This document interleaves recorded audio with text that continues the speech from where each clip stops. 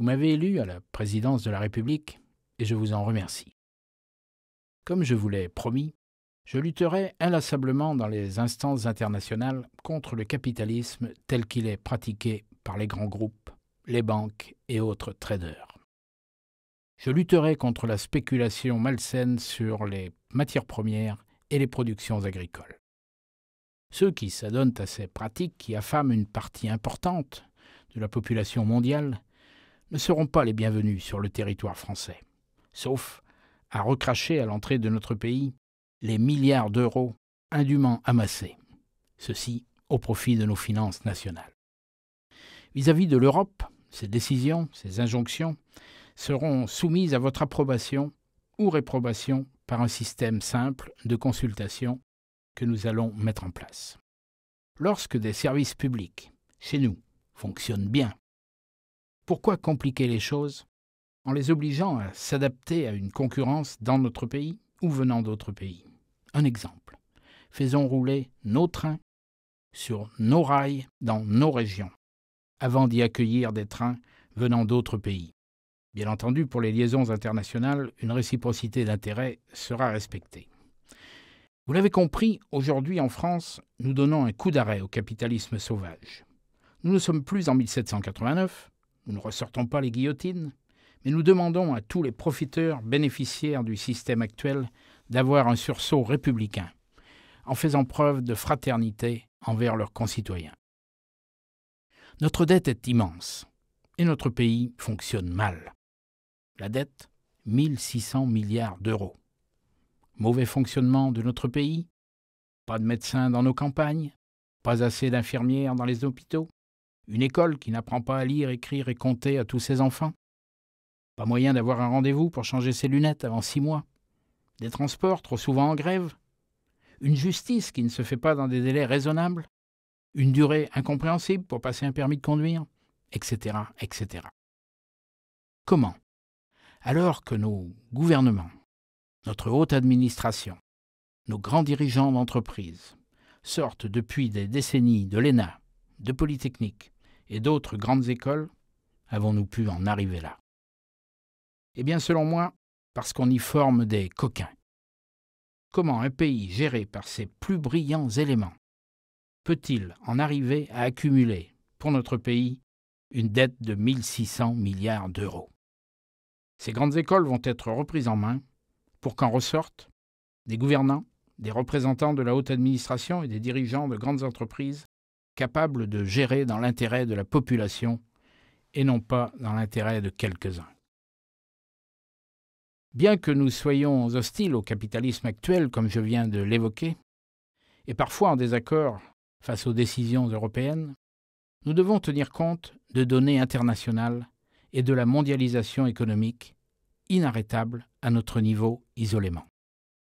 Nous devons faire avec et nous ressaisir pour faire face à la guerre économique que nous subissons. Le monde est en guerre économique.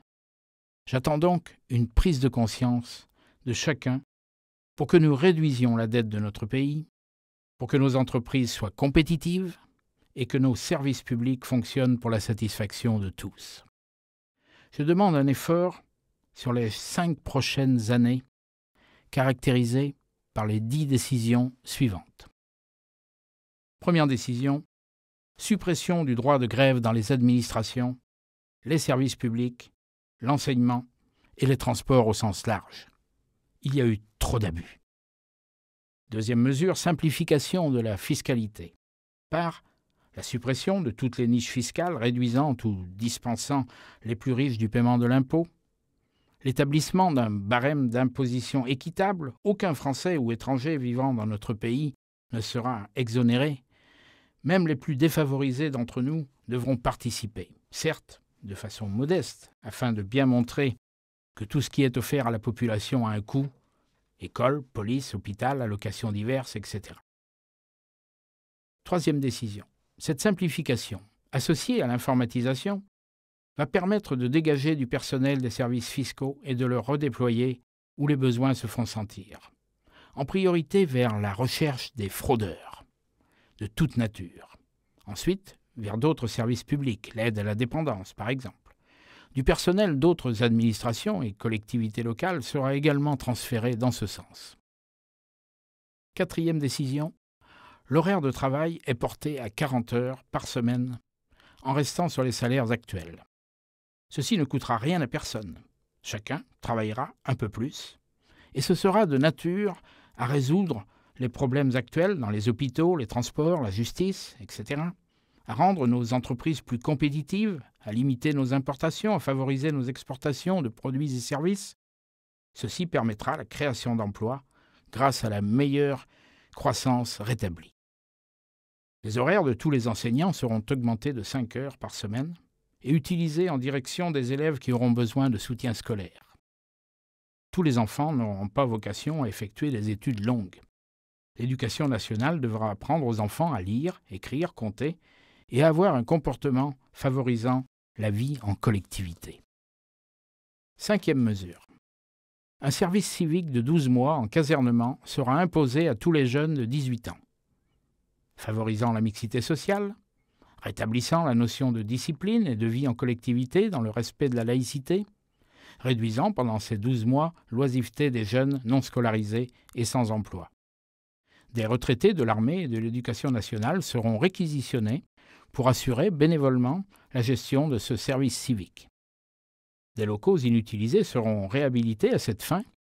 Des formations seront offertes à ces jeunes pour l'obtention du permis de conduire, par exemple, et du certificat d'aptitude aux premiers soins au cours de ce service civique. Sixième décision. Un revenu maximum va être décrété pour les élus, les patrons, les hauts dirigeants, les sportifs, artistes, journalistes, animateurs de radio-télévision. Septième mesure. Des élections nouvelles vont avoir lieu. L'Assemblée nationale sera constituée d'élus n'ayant aucune autre fonction élective. Ils siégeront obligatoirement, ils représenteront les régions, mais aussi tous les milieux sociaux et professionnels et tous les âges. Ces députés éliront les membres du gouvernement. Ils ne pourront effectuer que 2 mandats de 5 ans. Les sénateurs seront élus comme actuellement, mais pour une durée de 5 ans seulement. Il n'y aura plus de conseillers ou ministres bis auprès du chef de l'État. Huitième décision. Les grands groupes, les banques et les magasins de la grande distribution seront contrôlés. Un enrichissement exagéré des patrons, propriétaires et de leurs actionnaires ne sera plus toléré. Ceci afin d'obtenir un partage plus équitable de leurs bénéfices, favorisant les moins bien payés de leurs employés et permettant une réduction des prix pour les consommateurs, plutôt que l'enrichissement de leurs dirigeants et actionnaires. Neuvième décision. Les syndicats dans leur forme actuelle seront dissous. Les salariés auront l'obligation d'être syndiqués avec versement d'1 euro par mois. Ils éliront leurs représentants par entreprise. Les réunions syndicales auront lieu en dehors des heures de travail. Les dotations au comité d'entreprise seront réduites de moitié pour les gros groupes et les entreprises publiques telles EDF, Air France, SNCF, etc. Dixième décision. Un appel à des retraités bénévoles ayant le sens du devoir est fait dès aujourd'hui afin de réaliser des missions d'intérêt national dont la liste sera précisée. Des chômeurs qualifiés seront associés à ces missions. Mes chers compatriotes, c'est avec ces 10 mesures principales que nous allons tous ensemble redresser les finances de notre pays et lui redonner sa place dans la compétition économique mondiale.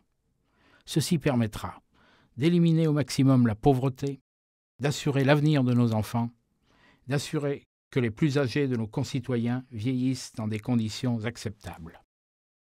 Ces 10 décisions principales pourront être amendées à l'issue de ces 5 années d'efforts citoyens. Je vous remercie. On pourra le dire que j'ai fait la traversée de la France en Solex.